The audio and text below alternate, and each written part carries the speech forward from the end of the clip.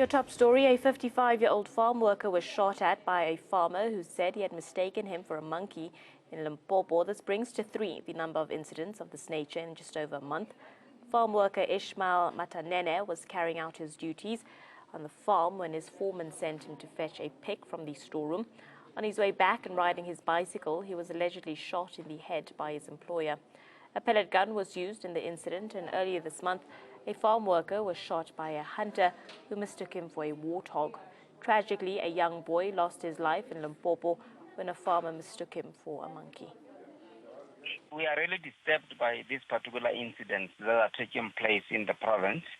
Hence, the Provincial Commissioner has issued a stern warning to all gun owners that before they can legally make use of their firearms, they should make a proper identification of the target. And this tendency of people shooting human beings, mistaking them to be animals, he said must come to a stop. The latest incident, it happened when the victim was riding a bicycle and he was allegedly shot at by the person who is a tenant on a farm, mistaking to be a monkey. We are very disappointed with this kind of behavior. You know, the farm killings have bedeviled our landscape in the recent past.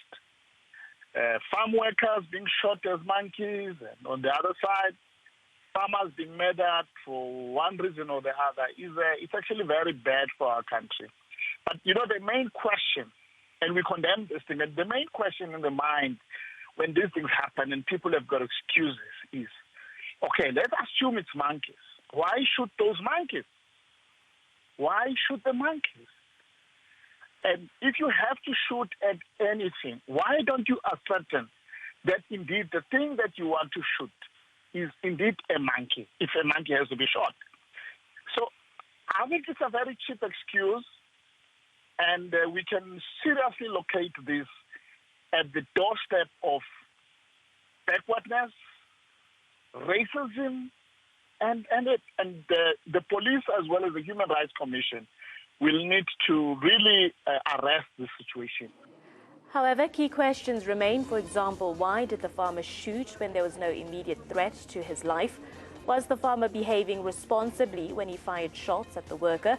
Should the farmer have tried to establish what exactly he was shooting at before pulling the trigger? And is it time for tighter gun laws? These are just some of those questions.